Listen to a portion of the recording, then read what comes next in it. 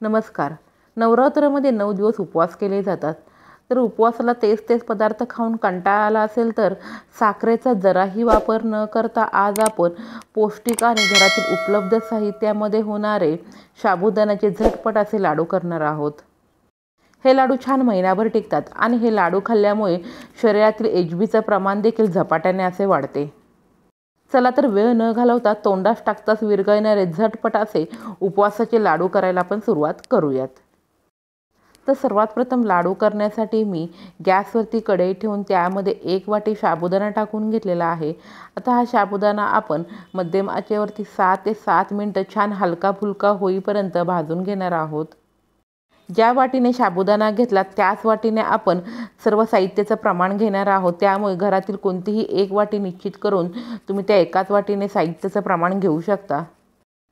तर ह्या ठिकाणी छानपैकी हलका फुलका साबुदाणा भाजलेला आहे. दाताखाली एक साबुदाणा घेतला की तो कटकन असा वाजला की समजायचं साबुदाणा व्यवस्थित भाजलेला आहे. साबुदाणा हलका होईपर्यंत भाजून घेतल्यामुळे लाडू खाताना अजिबात कर असे लागत नाही. तर ह्या ठिकाणी साबुदाणा भाजलेला आहे तो आता एका प्लेटमध्ये काढून घेऊयात. एका बाजूला साबुदाणा थंड होईपर्यंत त्याच कढईमध्ये मी ज्या वाटीने साबुदाणा घेतला त्याच वाटीने 1 वाटी शेंगदाणे घेतलेले आहे. आता हे शेंगदाणे खरपूस होईपर्यंत छान भाजून घेऊयात. शेंगदाणे छान खरपूस असे भाजून घेतल्यामुळे महिनाभर देखील हे लाडू राहिले तरी देखील लाडूचा कुबट असा वास येत नाही. खरपूस असे शेंगदाणे भाजून घेतले की साल त्याची पटकन अशी निघाली जाते. तर ह्या ठिकाणी शेंगदाणे भाजून झालेले आहेत. आता ते एका प्लेटमध्ये काढून पूर्णपणे थंड करूयात. ज्या वाटीने साबुदाणा आणि शेंगदाणे घेतले त्याच वाटीने मी अर्धी वाटी किसलेले सुके खोबरे कढईमध्ये टाकून घेतलेले आहे. आता सतत परतत आपण 2 ते 3 मिनटं हे सुके खोबरे हलकासा सोनेरी रंग येईपर्यंत भाजून घेणार आहोत. खोबरे हे लगेच करपले जाते त्यामुळे ते सतत परतत छानपैकी असे भाजून घ्यावे. तर ह्या ठिकाणी हलकासा सोनेरी रंग येईपर्यंत मी खोबरे भाजून घेतलेले आहे. आता हे भाजलेले सुके खोबरे देखील एका प्लेटमध्ये काढून पूर्णपणे थंड करून घेऊयात. साबुदाणा भाजून तो पूर्णपणे थंड झाल्यानंतर मी मिक्सरच्या जारमध्ये टाकून घेतलेला आहे. आता आपण साबुदाणा छानपैकी बारीक असा मिक्सरला वाटून घेऊयात. अजिबात रवाळ असा साबुदाणा राहता कामा नये. छानपैकी ह्या ठिकाणी मी साबुदाणा बारीक असा वाटून घेतलेला आहे. ज्याप्रमाणे तांदळाचं पीठ असतं त्याचप्रमाणे हा साबुदाणा बारीक असा वाटून घ्यावा. आता हे साबुदाण्याचं पीठ आपण खमंग असं तुपावरती छान भाजून घेऊयात. तर ह्या ठिकाणी साबुदाण्याचं पीठ भाजण्यासाठी मी पाव वाटी तूप घेतलेले आहे. सर्व तूप हे एकदाच न टाकता थोडेसे तूप टाकून आपण साबुदाण्याचं पीठ 5 ते 6 मिनटं मध्यम आचेवरती छानपैकी भाजून घेणार आहोत. तूप हलकंसं गरम झाल्यानंतर त्यामध्ये वाटलेलं साबुदाण्याचं पीठ टाकलेलं आहे. पीठ अशा प्रकारे साबुदाण्याचं भाजून घेतल्यामुळे अजिबात साबुदाणा हा बाधत देखील नाही आणि लाडू देखील चवीला छान खमंग असे लागतात. भाजताना साबुदाण्याचं पीठ खाली लागू नये म्हणून ते सतत परतत राहावे. खमंग असे साबुदाण्याचे पीठ भाजले की सुरुवातीपेक्षा हलकासा साबुदाण्याच्या पिठाचा कलर देखील बदलला जातो. आता भाजलेले पीठ एका प्लेटमध्ये काढून पूर्णपणे थंड करून घेऊयात. तर मिक्सरच्या जारमध्ये जे भाजून मी शेंगदाणे घेतले होते त्याची हलकीशी साल काढून घेतलेली आहे. आता शेंगदाणे देखील आपण बारीक वाटून घेऊन ते एका बाउलमध्ये काढून घेणार आहोत.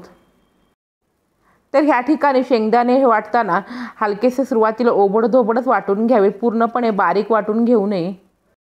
शेंगदाणे वाटून घेतल्यानंतर त्याच मिक्सरच्या जारमध्ये भाजून थंड करून घेतलेले सुके खोबरे टाकून ते देखील बारीक वाटून मी शेंगदाण्याच्या कुटामध्ये टाकून घेतलेले आहेत. घरातील उपलब्ध साहित्यामध्ये आणि झटपट असे उपवासाचे साबुदाण्याचे लाडू तयार होतात. आता भाजलेले साबुदाण्याचं थंड करून घेतलेलं पीठ देखील आपण टाकून घेऊयात. तर ह्या ठिकाणी 1 वाटी साबुदाणा, 1 वाटी शेंगदाणे, अर्धी वाटी सुके खोबरे हे सर्व जिन्नस वेगवेगळे भाजून त्यानंतर साबुदाण्याचं पीठ करून 5 ते 6 मिनटं मध्यम आचेवरती छान भाजून घेऊन नंतर हे सर्व जिन्नस छानपैकी मिक्सरला बारीक असे वाटून घेऊन आता त्यामध्ये मी ज्या वाटीने साबुदाणा घेतला त्याच वाटीने 1 वाटी सुरीने बारीक चिरलेला गूळ टाकून घेतलेला आहे. गूळ हा तुमच्या गोडीनुसार तुम्ही कमी जास्त करू शकता. परंतु ह्या ठिकाणी मी सांगितलेलं गुळाचं प्रमाण परफेक्ट असं आहे. तुम्हाला ह्यापेक्षा जास्त लाडू गोड आवडत असेल तर तुम्ही गुळाचं प्रमाण वाढवलं तरी चालेल. आता त्यामध्ये छोटे 2 चमचे वेलची पावडर टाकून सुरुवातीला हाताने आपण हे सर्व जिन्नस व्यवस्थित एकत्रित करून घेऊयात. हाताने सर्व जिन्नस व्यवस्थित एकत्रित झाल्यानंतर हे केलेलं मिश्रण आपण थोडं थोडं करून मिक्सरच्या छोट्या जारमध्ये टाकून मिक्सरला थोडेसे फिरवून घेणार आहोत। हे लाडूचं मिश्रण मिक्सरच्या जारमध्ये टाकून फिरवून घेतल्यामुळे एकसारखे असे लाडूचे मिश्रण तयार होते, त्यामुळे लाडू वळायला देखील छान सोपे असे जातात। तर अशाच प्रकारे मी थोडे थोडे मिक्सरच्या जारमध्ये हे लाडूचं मिश्रण टाकून मी फिरवून घेणार आहे। व्हिडिओमध्ये पाहून तुम्हाला कळालंच असेल, छान एकसारखे असे लाडूचे मिश्रण तयार झालेले आहे आणि छान ओलसरपणा देखील गुळामुळे लाडूच्या मिश्रणाला आलेला दिसत आहे। हाताने हे मिश्रण एकजीव करत बसण्यापेक्षा थोडंसं मिक्सरला फिरवून घेतल्यामुळे लगेच तरी होते आणि छान एकसारखे असे ते एकजीव होते। सुरुवातीला मी सांगितल्याप्रमाणे शेंगदाणे हे पूर्णपणे बारीक न वाटता ओबडधोबडच असे वाटून घ्यावे। अगोदरच तुम्ही शेंगदाणे बारीक वाटले आणि पुन्हा एकदा ह्या स्टेपला हे मिश्रण मिक्सरला फिरवून घेतलं की खूप शेंगदाणे बारीक असे वाटले जातात आणि लाडू हा खाताना टाळ्याला चिटकला जातो, त्यामुळे सुरुवातीला शेंगदाणे अजिबात बारीक असे वाटून घेऊ नयेत। मिक्सरला फिरवून घेऊन या ठिकाणी सर्व मिश्रण व्यवस्थित एकजीव झालेले आहे। सर्व लाडू एकाच आकाराचे होण्यासाठी ह्या ठिकाणी मी एका छोट्या पळीचा वापर करून एकसारखे असे लाडू करून घेणार आहे। पळीमध्ये थोडेसे लाडवाचे मिश्रण भरून त्यानंतर त्यातून काढून मी व्हिडिओत दाखवल्याप्रमाणे हे लाडू हातावरती वळून घ्यावे। लाडू छान सुबक आणि आकर्षक दिसण्यासाठी मी पिस्त्याचा काप लावून घेतलेला आहे, ते पूर्णपणे ऑप्शनल आहे। तुम्हाला काजू किंवा बदामाचा काप लावायचा असेल तरीही चालेल।